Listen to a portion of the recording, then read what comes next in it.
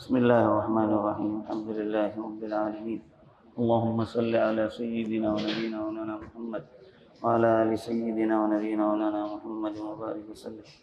اللهم أنت السلام منك السلام تباركت يا ذا الجلال والإكرام. اللهم أعنا على ذكرك وشكرك وحسن عبادتك.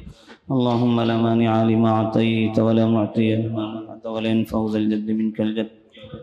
اللهم إنا نسألك العفو والعافية والمعافاة الدائمة في الدين والدنيا والآخرة إنك على كل شيء قدير.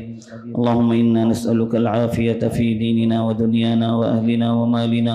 اللهم استر عوراتنا وآمن روعاتنا.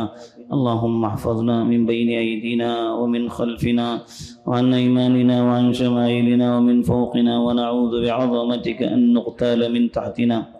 ربنا آتنا في الدنيا حسنة وفي الآخرة حسنة وقنا عذاب النار. ربنا تقبل منا إنك أنت السميع العليم وتب علينا إنك أنت التواب الرحيم. آمين. وصلى الله تعالى على خير خلقه نبينا محمد وآله وصحبه أجمعين برحمتك يا أرحم الراحمين.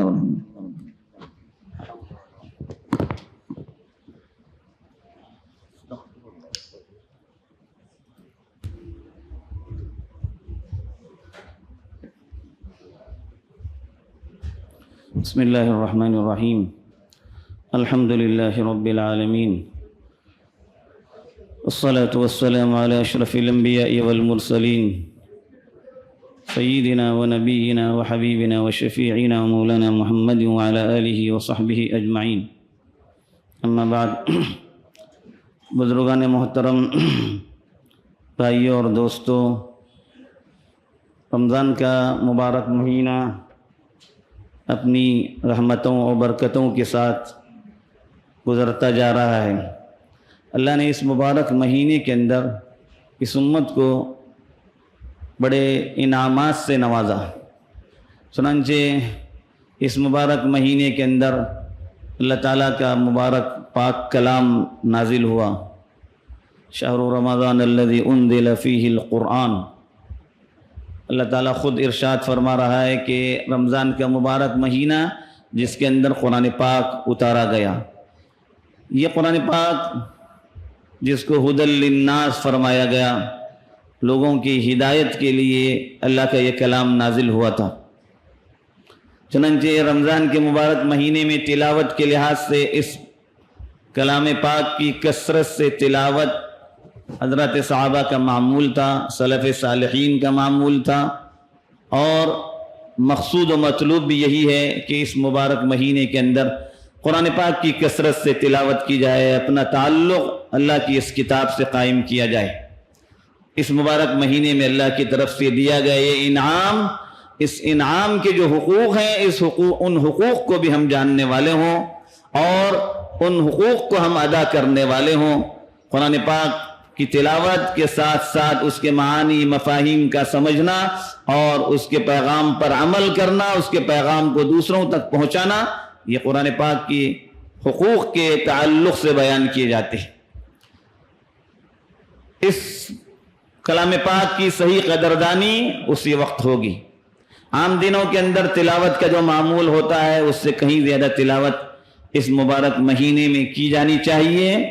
اور جیسے کہ بیان کیا گیا یہ سلف صالحین کا معمول تھا، حضرات صحابہ کا معمول تھا، کثرت سے اس مبارک مہینے میں تلاوت کیا کرتے تھے. خود اللہ کے نبی صلی اللہ علیہ وسلم کے پاس جبریل امین تشریف لاتے تھے اور قرآن پاک کا دور چلا کرتا تھا. خود اللہ کے نبی بھی سناتے تھے اور جبریل امین بھی قرآن سناتے تھے.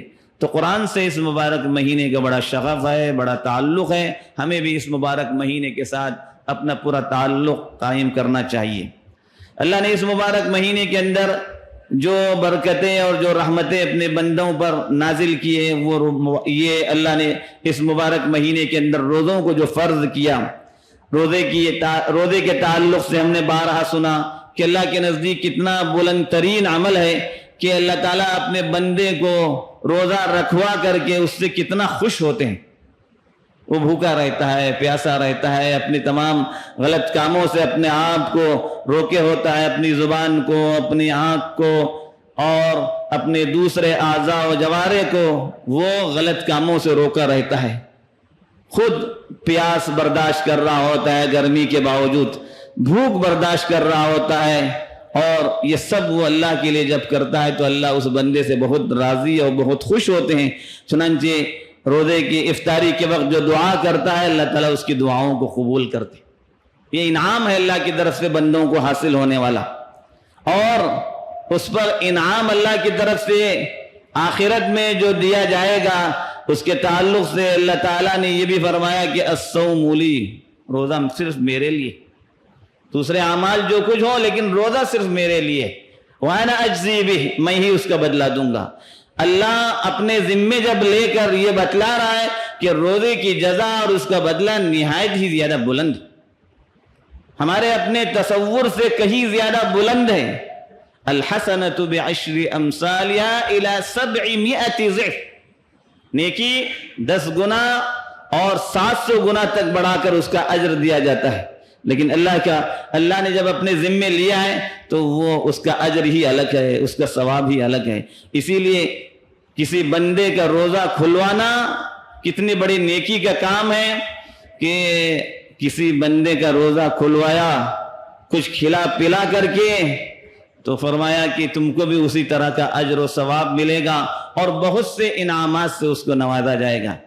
اس مبارک مہینے کے اندر اللہ تعالیٰ نے بندوں کو کتنی نعمتوں سے مالا مال کیا۔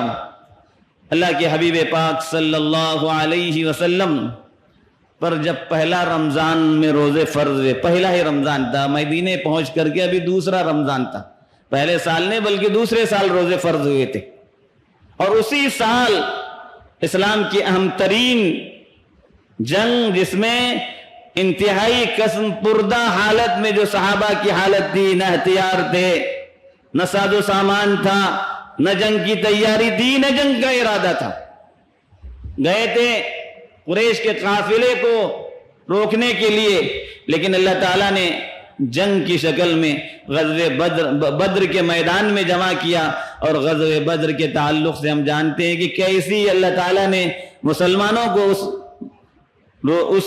اس جنگ کے اندر فتح عطا کی تھی۔ کفار کے بڑے بڑے سردار مارے گئے تھے، 70 لوگ مارے گئے تھے، بڑے بڑے سردار بھی اس میں شامل تھے، اور اتنے ہی لوگوں کو قید بھی کیا گیا تھا۔ اللہ تعالیٰ ان بدری صحابہ سے اس قدر خوش ہوا کہ جو چاہو عمل تم کر لو، اب تمہیں کوئی مطلب ہی نہیں، کوئی سوال ہی نہیں۔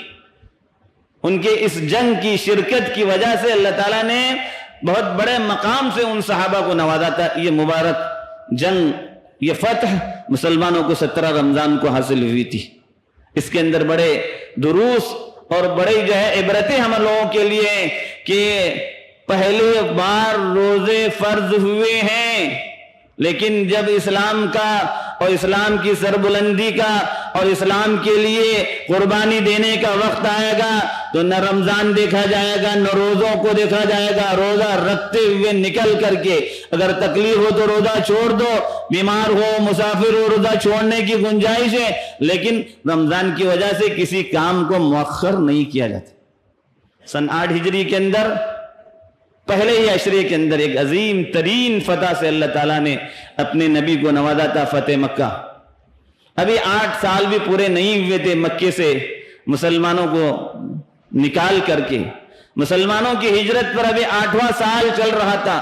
اللہ کے نبی صلی اللہ علیہ وسلم نے رمضان کے مہینے سے پہلے ہی تیاری کی، اور 10,000 کا لشکر لے کر، مسلمانوں کا 10,000 کا لشکر لے کر کے آپ نے رمضان کے مبارک مہینے میں مکے پہ چڑھائی کی، مکے کو حاصل کرنے کے لیے، جس مکے سے مسلمانوں کو باہر کر دیا گیا تھا، جہاں پر طاغوت اور شیاطین کے ماننے والے قبضہ کیے ہوئے تھے۔ چنانچہ اللہ کے نبی صلی اللہ علیہ وسلم مکے میں آئے رمضان کے پہلے عشرے کے اندر، اور پھر مسلمانوں کو اس کے اندر ایسی عظیم فتح عطا ہوئی۔ خود اللہ تعالیٰ نے یہ آیات نازل کی، اِنَّا فَتَحْنَا لَكَ فَتْحًا مُبِينًا، واضح فتح تمہیں عطا کی، کسی کا خون نہیں بہایا گیا، کسی کو کاٹا نہیں گیا، عام معافی کا اعلان کیا گیا۔ ایسی فتح جبکہ مسلمانوں کے ہاتھ میں سب کچھ آ چکا تھا، جیسے چاہے ان لوگوں کو سزا دی جا سکتی تھی۔ اللہ تعالیٰ کے آخری پیغمبر محمد الرسول اللہ صلی اللہ علیہ وسلم نے قیامت تک آنے والے لوگوں کے سامنے ایک ایسی مثال پیش کر دی تھی کہ اذهبوا فانتم الطلقاء، اعلان فرمایا آج میں تمہیں آزاد کر دیتا ہوں، کسی کا بدلہ نہیں لیا جائے گا، سب کو عام معافی کا اعلان کیا گیا۔ رمضان کا مبارک مہینہ ایسی بھی ہمدردی، غمخواری، مواسات، بھلائی، بھائی چارگی، رحم و کرم کا معاملہ ہے۔ اللہ کے نبی صلی اللہ علیہ وسلم نے اس مبارک مہینے کے اندر عام معافی کا اعلان کیا تھا ان لوگوں کو جو زندگی بھر آپ کو پریشان کیے ہوئے تھے، آپ کے صحابہ کو پریشان کیے ہوئے تھے، جو زندگی بھر آپ کی جان کے پیچھے پڑے ہوئے تھے، یہاں تک کہ آپ کو اپنے محبوب وطن سے ہجرت کرنے پر مجبور کر دیا تھا، اور وہ سب اللہ کے نبی کے قبضے میں تھے، ہاتھوں میں تھے، ایک اشارے کے منتظر تھے صحابہ۔ اگر ایک اشارہ اللہ کے نبی کا ہو جاتا تو گردنوں کے انبار لگ جاتے، سروں کے انبار لگ جاتے، لیکن اللہ کے نبی جن کے اندر اللہ تعالیٰ نے رحم و کرم کا اس قدر معدہ رکھا کہ رحمت للعالمین بنایا گیا تھا آپ کو، آپ نے سب کے لیے معافی کا معاملہ کیا۔ اس مبارک فتح کے ذریعے اور اس معافی کے ذریعے مسلمانوں کو یہ سبق بھی دیا جاتا ہے کہ ہم ان تعلیمات کو اپنی زندگیوں میں جگہ دینے والے ہوں، اپنے دشمنوں کے ساتھ، اپنے ساتھ زیادتی کرنے والوں کے ساتھ، اپنے ساتھ ظلم و ستم کرنے والوں کے ساتھ معافی کا معاملہ ہمیشہ اختیار کریں۔ خصوصاً اس مبارک مہینے کے اندر اگر کسی کے ساتھ دشمنی ہوئی ہو، لڑائی ہوئی ہو، جھگڑا ہوا ہو، ناچاقی ہوئی ہو، عداوت ہوئی ہو، ان کو جو ہے معاف کر دیا جائے۔ رمضان کا مبارک مہینہ اسی کا تقاضا کرتا ہے اور یہی جو ہے چاہتا ہے۔ اس مبارک مہینے کے اندر اللہ تعالیٰ نے کتنی برکتیں رکھی ہیں، کتنی رحمتیں رکھی ہیں، اس لیے اس مبارک مہینے کے اندر مختلف قسم کی عبادات کی جائیں۔ ان عبادات میں ایک عبادت صدقہ و خیرات کا عمل بھی ہے۔ یہ عمل بھی اللہ تعالیٰ کو اس مبارک مہینے کے اندر بہت زیادہ پسندیدہ عمل ہے۔ یہاں بہت سے اعمال پسند ہیں، روزہ پسند ہے، تراویح پسند ہے، اور جو ہے اور بہت سے اعمال اللہ تعالیٰ کو پسند ہے، قرآن پاک کی تلاوت پسند ہے، معافی پسند ہے، ہمدردی و غمخواری پسند ہے، مواسات پسند ہے۔ اسی میں سے انہی مواسات کی قسم سے جو ہے وہ ایک ہے کہ ہم جو ہے ان لوگوں کے ساتھ جو غریب و نادار ہو، مسکین ہو، محتاجین ہو، ان کے لیے اپنے جو ہے خزانوں کو کھول دیں۔ اللہ تعالیٰ خزانوں کو کھولنے والا ہے، گن کر کے نہ دیا جائے، شمار کر کے نہ دیا جائے۔ اللہ کے نبی نے اپنی زوجہ مطہرہ سے فرمایا تھا، ام المومنین حضرت عائشہ سے، کہ شمار کر کے مت رکھنا، جمع کر کے مت رکھنا، اور اس طرح سے کرو گی تو اللہ کی طرف سے بھی تمہیں گن کر دیا جائے گا، خوب کھول کر کے دیا جائے، خوب کثرت سے دیا جائے، اور اپنی دولت کا جو ہے اور اپنی ثروت کو غریبوں اور ناداروں پر لٹایا جائے۔ اللہ کے نبی کا معمول بھی یہ تھا، کان اجود من الریح المرسلہ۔ اللہ کے نبی کی صفت میں آتا ہے کہ آپ اتنی تیزی سے اور اتنی کثرت سے صدقہ کرنے والے ہوتے تھے کہ تیز ہوا کی جھونکوں سے کہیں زیادہ۔ اور جب اللہ کے نبی کے پاس جبریل امین رمضان میں آتے تھے قرآن سنانے اور سننے کے لیے، تو اللہ کے نبی صلی اللہ علیہ وسلم کا صدقہ و خیرات کے معاملے میں معاملہ کچھ اور ہی ہوتا تھا، کچھ اندازہ ہی نہیں لگا سکتے تھے۔ تو لوگوں کے ساتھ، غمخواروں کے ساتھ، پریشان حال لوگوں کے ساتھ، مصیبت زدہ لوگوں کے ساتھ، قرض داروں کے ساتھ، محتاجین کے ساتھ، بیواؤں کے ساتھ، یتیموں کے ساتھ، پریشان حال لوگوں کے ساتھ ہمدردی و غمخواری یہ ہے کہ ان پر اپنے مالوں کو خرچ کیا جائے، جو اس کے مستحقین ہوتے ہیں مال ان تک پہنچایا جائے۔ فرض زکوٰۃ ہی نہیں، فرض زکوٰۃ نہ ادا کرے تو آدمی گنہگار ہوگا، عذاب کا جو ہے عذاب سے دوچار ہوگا۔ فرض زکوٰۃ سے کہیں ہٹ کر صدقہ و خیرات، لوگوں کے ساتھ ہمدردی و غمخواری کی جائے، قرضدار کو مہلت دی جائے، پریشان حال لوگوں کے ساتھ ان کی پریشانیوں میں ان کا تعاون کیا جائے، ان کے ساتھ بھلائی کا معاملہ کیا جائے، یہ اس مہینے کی جو ہے اعمال میں شمار کیے جاتے ہیں۔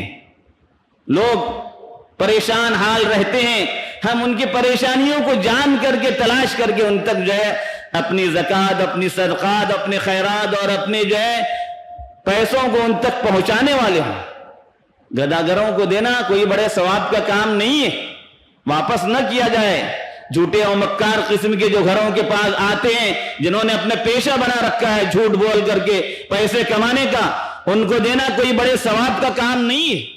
جو باعزت گھروں میں بیٹھے ہوئے ہیں، جن کے متعلق آپ نہیں جانتے، آپ کے گھر والے ہیں، آپ کے خاندان والے ہیں، آپ کے بھائی بہنوں کے اندر ہیں، آپ کے متعلقین میں قریب و دور کے رشتہ دار ہیں، وہ زیادہ مستحق ہیں۔